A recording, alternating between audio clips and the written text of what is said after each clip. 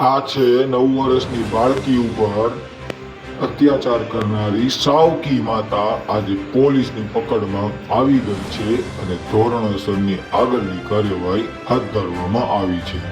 આ તે જ માતા છે જે સાવકી કે જેને 9 વર્ષની બાળકીના વાળ કાપી નાખ્યા હતા અને ટીપણાની અંદર બંધ કરી નાખી હતી। તે જ માતા આજે પોલીસની પકડમાં આવી અને આગળની પોલીસે ધોરણસરની કાર્યવાહી હાથ ધરી હતી।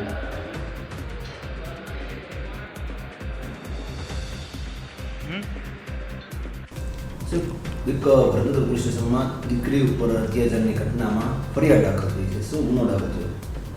ભરતનગર પોલીસ સ્ટેશનના શ્રીરામ સોસાયટીમાં સાવકી માતા દ્વારા તેની સગીર વયની પુત્રી ઉપર શારીરિક માનસિક અત્યાચારનો ગુનો દાખલ કરવામાં આવેલા છે, જેની હકીકત એવી છે કે જે ભોગ બનનાર સગીરા જે છે તે 9 વર્ષની છે અને તેની સાવકી માતા સાથે તે શ્રીરામ સોસાયટી ભરતનગર વિસ્તારમાં રહે છે।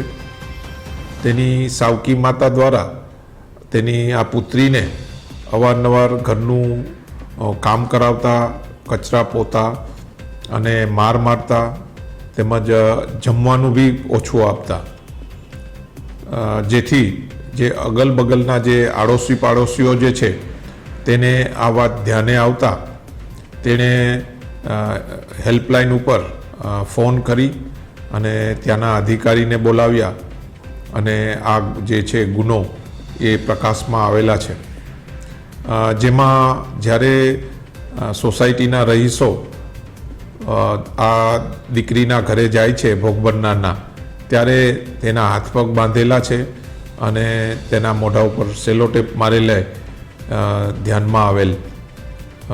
ભરતનગર પોલીસ સ્ટેશનમાં આ ફરિયાદ દાખલ થયા બાદ આ સગીર દીકરીને જે તાપીબાઈ વિકાસ ગૃહમાં મોકલી આપેલ છે। Thank you.